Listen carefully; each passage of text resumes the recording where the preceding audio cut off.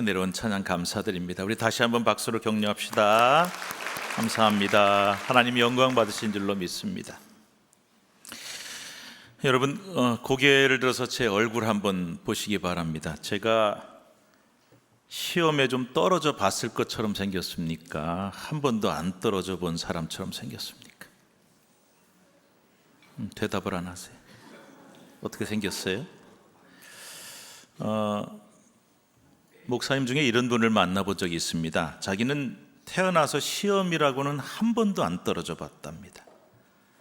학교 시험은 물론이고 운전면허 시험, 심지어 어디 가서 뽑기를 해도 한 번도 떨어져 본 적이 없다라고 자랑을 하시는 분을 만났는데, 저는 그런 목사님이 하나도 안 부러웠습니다. 왜냐하면 한 번도 안 떨어져 본 사람은 실패의 아픔을 모릅니다. 실패해 본 적이 없으니까요. 그래서 그런 분들은 어떤 성도가 목사님 이번에 우리 아이가 떨어졌습니다, 제가 어디 좀 시험에 떨어졌습니다 그러면은 말씀은 그렇게 안 하지만 속으로는 그 쉬운 거를 왜 떨어져, 그렇게 생각할 수가 있습니다. 목회자로는 빵점이죠. 그래서 하나님이 저한테 은혜를 베푸셔서 목회 잘하라고 여러 번 떨어지게 만드셨습니다. 저는 입시나 시험에 떨어져 봤는데 특별히 지금도 기억납니다. 운전면허를 보러 갔다가 사전 오기, 재수 삼수도 아니고 4번이나 떨어지고 5번째 겨우 합격을 했습니다. 처음 담임 목회 나갈 때도 지금 기억해 보면은 이력서를 50통도 더 썼던 것 같습니다. 그리고 전국 방방곡곡, 그리고 해외까지 설교를 목사님 와서 설교 좀 해주세요 한 10여 번 한 것 같습니다. 그런데 번번이 2등입니다. 담임 목사 한 명 뽑는데 2등을 하니까 더 마음이 좀 섭섭했습니다. 그런데 지금은 이렇게 제가 여러분께 제가 실패한 경험, 떨어진 경험을 거리낌 없이 얘기합니다. 자랑스러워 보일 정도로. 도대체 왜 그러냐? 그 떨어져 본 경험이 저에게는 너무나 소중한 경험이 됐기 때문입니다. 왜냐? 실패한 성도가 있고 아픔을 겪는 성도들이 있을 때 저도 떨어져 봤고 실패해 봤으니까 그 아픔을 이해할 수 있게 되었기 때문입니다.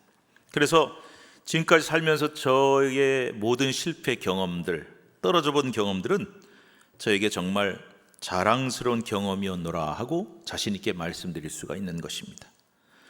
자, 그렇다면 제가 여러분께 한번 묻고 싶습니다. 여러분은 지금까지 살면서 실패를 해보셨습니까? 아마 여러분 상당수가 그렇게 말씀할 거예요. 왜 당연히 꽤 실패 많이 해봤죠. 한 가지 더 질문을 드리고 싶습니다. 그런데 그 실패가 여러분에게 유익이 되었습니까? 상처만 남겼습니까? 사람은 누구나 실패를 하기 때문에 실패 자체가 치명적인 죄는 아닙니다. 실패를 하느냐 안 하느냐가 아니라 그 실패를 통해 우리가 무엇을 배웠느냐가 중요합니다. 이런 영어 속담이 있다고 해요. 실패하는 것을 두려워하지 마라. 뭘 두려워하라 그랬어요? 시도하지 않는 것을 두려워해라. 실패가 두려워서 시도조차 안 해보는 사람들이 있다는 겁니다. 추락할까 봐 두려워서 날아가지 않고 나는 법을 잃어버린 새처럼 시험에 떨어질까 봐 도전조차 못하는 학생이 있습니다. 사랑에 실패할까 봐 연애조차 못해보는 젊은이가 있고, 사업에 실패할까 봐 시작조차 못해보는 분들도 있습니다. 혹 우리는 이런 사람이 아닌지요? 그래서 우리에게 필요한 것이 바로 실패할 용기입니다. 별 용기가 다 있네. 실패할 용기는 또 뭔가? 그것을 말씀드리고자 합니다. 실패할 용기란 건 도대체 무엇인가? 첫째로 한번 같이 읽어볼까요? 시작. 실패를 두려워하지 않는 태도라는 것입니다. 실패가 두려워서 시도조차 못해보고 노력조차 못해보는 어리석음을 범하지 말라는 것입니다. 찬송가 302장 3절에 이런 가사가 나오죠. 많은 사람이 얕은 물가에서 저 큰 바다 가려다가 찰싹거리는 작은 파도 보고 마음이 약하여 못 가네. 여러분, 이게 무슨 가사일까요? 많이 우리가 부르는 찬송이잖아요.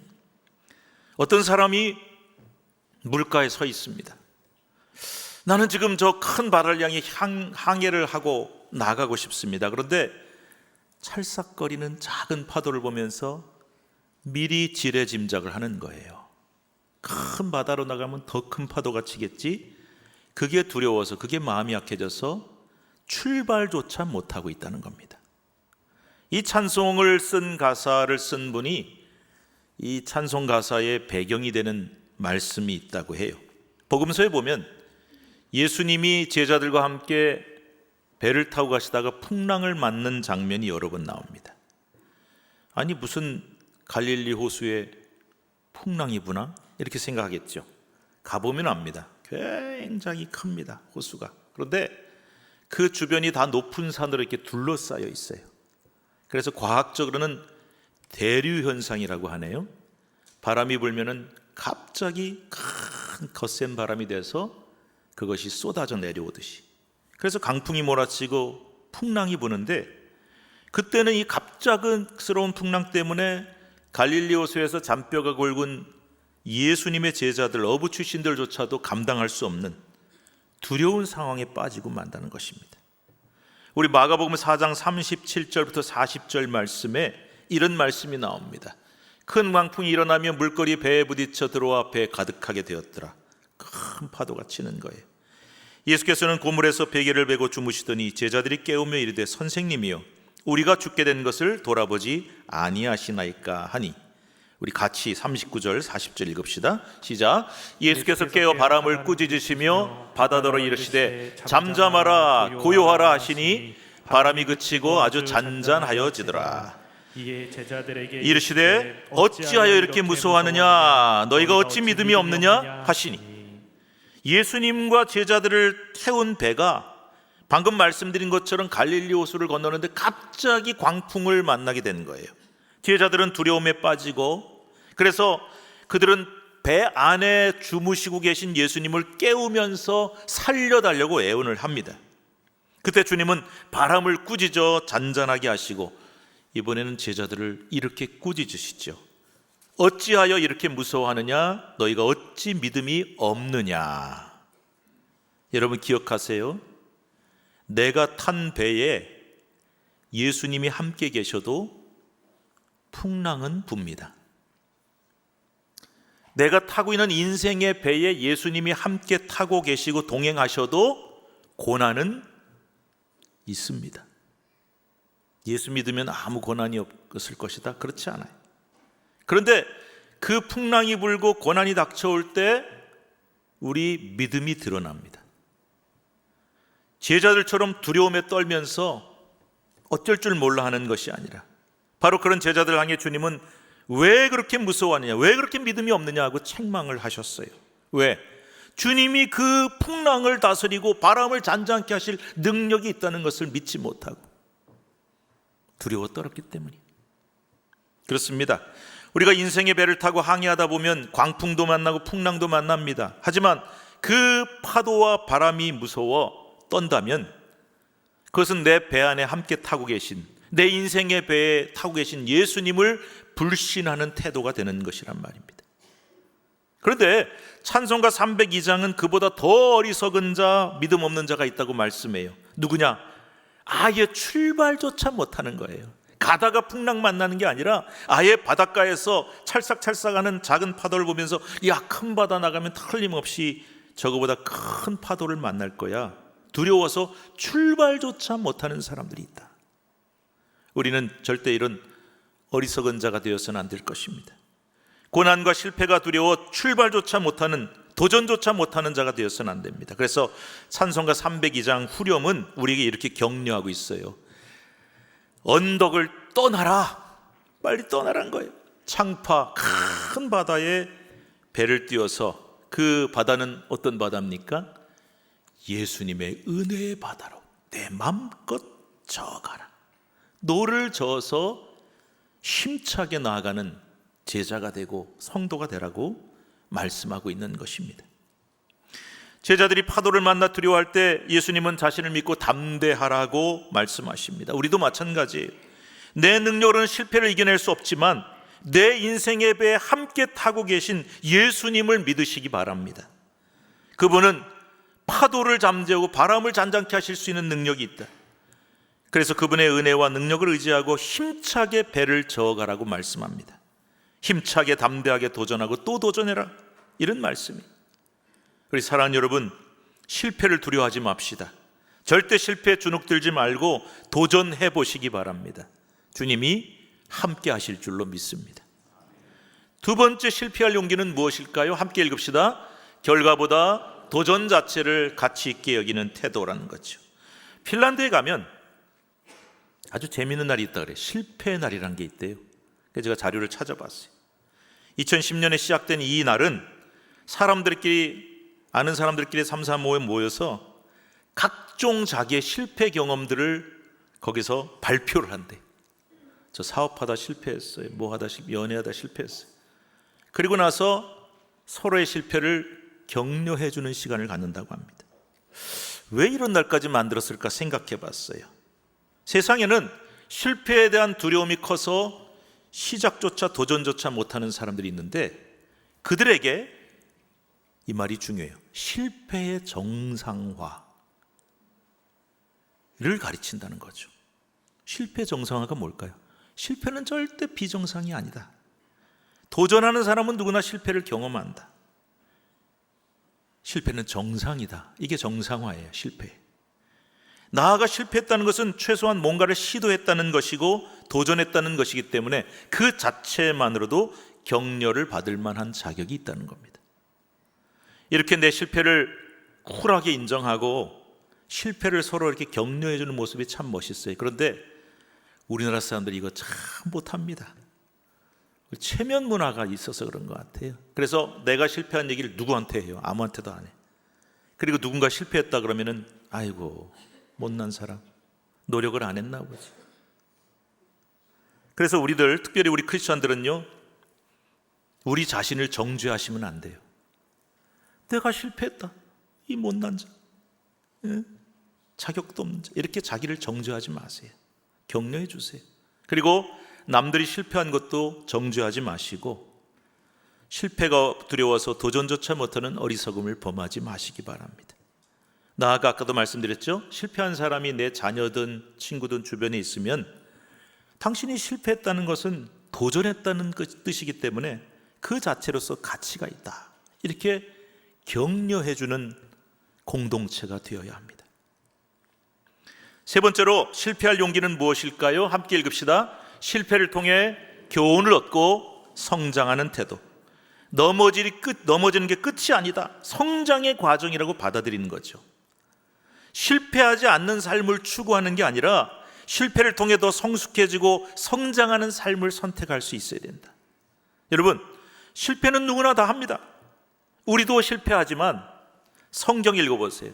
위대한 성경의 인물들도 다 실패했어요. 성경에 읽어보면 진짜 그렇습니다. 정말 실패한 얘기가 많이 나와요. 그 훌륭한 사람들이. 왜 그런지 아십니까? 우리가 자서전을 쓰든지 위인전을 보면요, 실패담은 별로 기록을 잘 안 하더군요. 그래서 저는요, 그런 책을 보면은 약간 주눅이 들어요. 이 사람은 한 번도 실패 안 해봤냐? 근데 알고 보니까 그게 아니더라고요. 왜 실패를 안 했겠어요? 근데 그거 안 쓰는 거예요. 성공한 얘기만 쓰는 거예요. 근데 성경은요, 정직한 책입니다. 이 모든 위대한 신앙의 인물들이 처절하게 실패한 얘기, 부끄러운 얘기들을 고스란히 적나라하게 다 기록을 하고 있어요. 왜일까요? 그 실패담 속에서도 놀라운 영적 교훈이 들어있다는 것입니다. 실패는 그다지 치명적인 것이 아니다. 그러나 그 실패를 하고 난 다음의 태도가 중요하다는 겁니다. 자기 실수를 잘 성찰해서 다시는 같은 실수를 반복하지 않는 노력이 필요하고, 나아가 실패를 통해 교훈을 얻어야 됩니다. 내가 왜 실패했는지 돌아보면서 점검을 해봐야 됩니다. 그리고 무엇보다 그 실패를 통해서 더 성장하고 성숙한 사람으로 자라나갈 수 있어야 합니다. 오늘 우리가 읽은 본문 말씀은 잠언 24장 16절 짧은 말씀입니다. 우리 한번 다시 읽어볼까요? 시작. 대저 의인은 7번 넘어질지라도 다시 일어나려니와 악인은 재앙으로 말미암아 엎드러지느니라. 의인은 7번 넘어져도 다시 일어나요. 악인은 한 번 넘어지고 재앙을 만나면 엎드려진다 그랬어요. 여기서 여러분, 의인과 악인이 누굴까요? 오해하지 마십시오. 의인은 의로운 사람, 완벽한 사람, 실패 안 하는 사람, 그런 사람이 아닙니다. 여기서 말하는 의인은 나는 약하지만, 나는 실패하지만 예수님을 의지하는 사람, 주님의 은혜를 의지할 줄 아는 사람이 바로 의인입니다. 착하고 선한 사람이 아니에요. 그런데 이런 의인들은 어떤 특징이 있냐? 7번 넘어져도 성경에 7이라고 하는 숫자가 나올 때 그것은 완전수입니다. 그리고 계속 혹은 반복을 뜻합니다. 그러니까 이 말은 무슨 말이냐? 한 번, 두 번, 세 번, 네 번, 7번이 아니라 계속 넘어지고 수없이 넘어지고 또 실패하고. 그런데 의인은 그렇게 수없이 계속 실패해도 또다시 일어날 수 있다. 왜? 은혜를 의지하기 때문이에요. 주님이 손잡고 일으켜주시기 때문이에요. 근데 악인은 누구냐? 나쁜 인간, 도덕적으로 문제가 있는 인간이라서 악인이 아니에요. 성경이 말씀한 악인은 주님을 의지하지 않는, 은혜를 의지하지 않는, 오직 자신의 힘과 능력만을 의지하는 사람을 뜻합니다. 이런 악인들의 특징이 뭐죠? 재앙이 닥쳐오면 엎드려져요. 엎어져요. 이 히브리 말로 이 엎드려진단 말이 카샬이라고 하는 아주 재미있는 말을 쓰고 있습니다. 완전히 넘어져서 다시는 못 일어나는 상태. 그래서 사전에 보면 무너진다는 뜻이 있어요. 건물이 무너진다. 즉, 한번 재앙을 만나면 완전히 인생이 무너져 버리고 다시는 못 일어나게 된다는 것입니다. 사랑하는 여러분, 꼭 기억하시기 바랍니다. 의인, 아까 의인이 누구라 그랬어요? 잘난 사람, 완벽한 사람 아니에요? 누구를 의지해요? 주님 의지하고 주님의 은혜를 의지하는 의인은 인생에 아무리 큰 실패가 닥쳐와도, 그리고 계속해서 7번, 10번, 20번 또 넘어져도 반드시 일어납니다.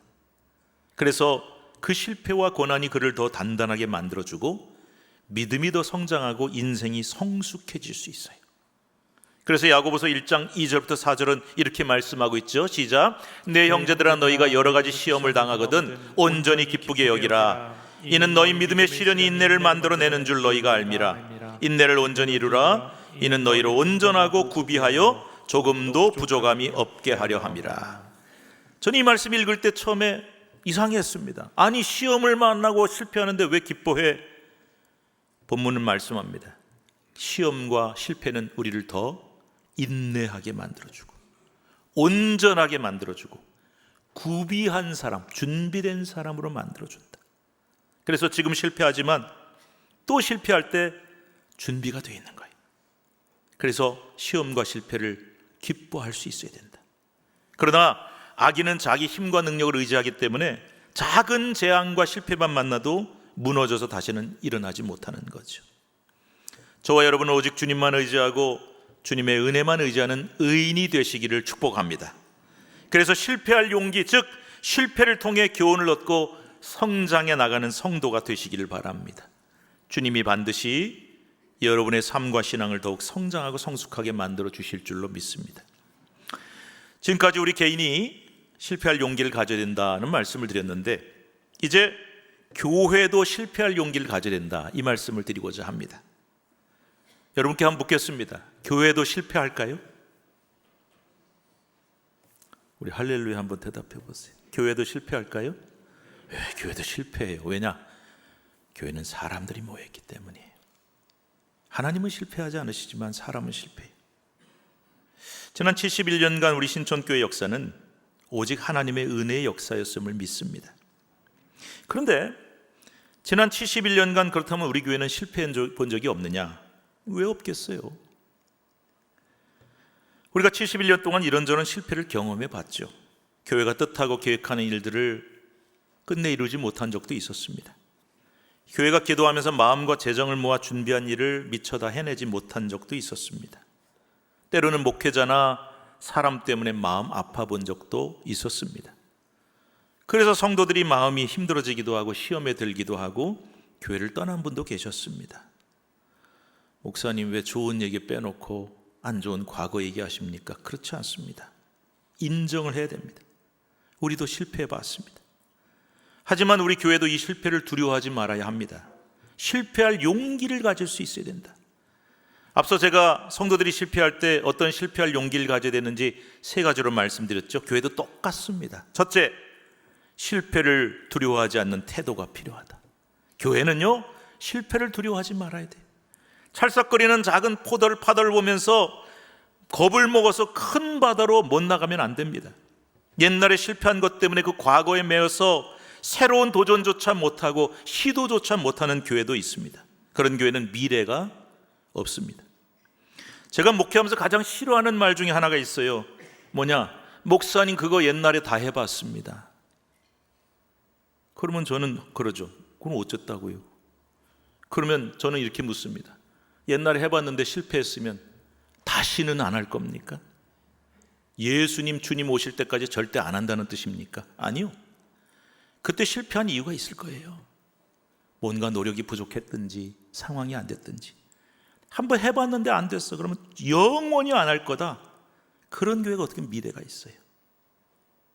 실패를 두려워하고 과거의 실패에 매어 시도도 못하고 도전도 못하면 그걸로 끝이죠. 그래서 용기가 필요해요. 2번째, 아까 뭐라고 했습니까? 결과보다 도전 자체가 가치 있다. 우리 신촌교회 도전하는 교회가 될 수 있기를 바랍니다. 뭐 안 될 수도 있어요. 실패할 수도 있습니다.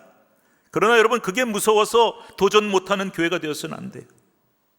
우리가 하는데, 해보는데 안 될 수도 있다는 거예요. 그런데 그 한 번의 경험 때문에, 그 실패 때문에 혹은 두려움 때문에 안 될 이유를 찾아서 도전을 못하면 하나님이 그 교회를 사용하실 수가 없어요. 우리가 용감하게 도전할 때 하나님이 반드시 도와주실 줄로 믿습니다. 마지막 3번째, 실패를 통해 교훈을 얻고 성장하는 태도가 필요하다고 말씀드렸어요. 여러분, 하나님을 믿으시기 바랍니다. 하나님을 신뢰하셔야 돼요. 왜? 하나님은 실패를 절대 무가치하게 만드시는 분이 아닙니다. 실패할 수는 있지만 우리가 은혜를 힘입어서 7번 넘어져도 7번, 아니 10번, 100번이라도 다시 일어나게 하십니다. 그리고 그 실패가 우리를 더욱 단단하게 만들어줄 것입니다. 그 실패가 우리를 더욱 성장시켜주고 성숙하게 만들어줄 것입니다. 왜? 하나님의 은혜가 그것을 가능하게 만들어주시기 때문입니다. 오늘 말씀을 맺으면서 이 3가지만 꼭 기억하시기 바랍니다.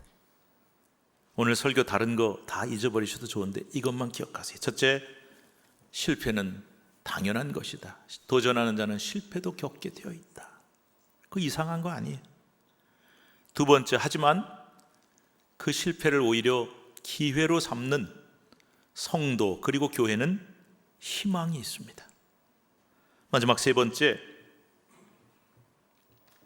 혹시 여러분 중에 지금 실패를 겪고 계신 분이 계신지요? 그런데 그 실패가 계속 반복이 돼요.